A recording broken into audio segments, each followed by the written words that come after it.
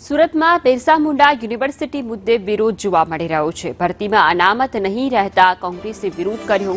કોંગ્રેસ પ્રવક્તા મનીષ દોશીએ નિવેદન આપ્યું અને કહ્યું કે ભરતીમાં એસસી, એસટી, ઓબીસીને અન્યાય થયો છે। તમામ વહીવટી ભરતીમાં અન્યાય કરવામાં આવ્યો છે। આ મુદ્દો વિધાનસભામાં પણ ઉછાળવામાં આવશે।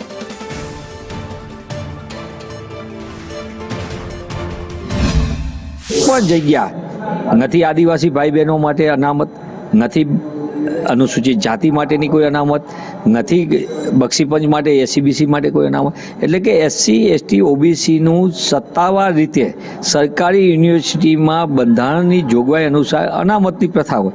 એક પણ પદ ઉપર અનામતની જગ્યા નહીં, બધી પદો જુદી રીતે। એટલે સરકારની નીતિ અને નિયત એ આમાંથી વધુ એક ઉજાગર થાય કે સરકાર પોતે જાણી જોઈને અનામતને નાબૂદ કરવાની દિશા તરફ આગળ વધતી હોય તેવું ફરી એક વખત સાબિત થઈ રહ્યું છે। ભાજપાની ભ્રષ્ટ સરકાર ગુજરાતના યુવાનોના જીવન સાથે, કારકિર્દી સાથે રમત રમી રહી છે। આ રમતની સામે કોંગ્રેસ સ્પષ્ટપણે કહે છે કે બિરસા મુંડા યુનિવર્સિટીમાં જેને આ પ્રકારની પ્રવૃત્તિ કરી હોય એ પદાધિકારી હોય, અધિકારી હોય, એની સામે કડકમાં કડક પગલાં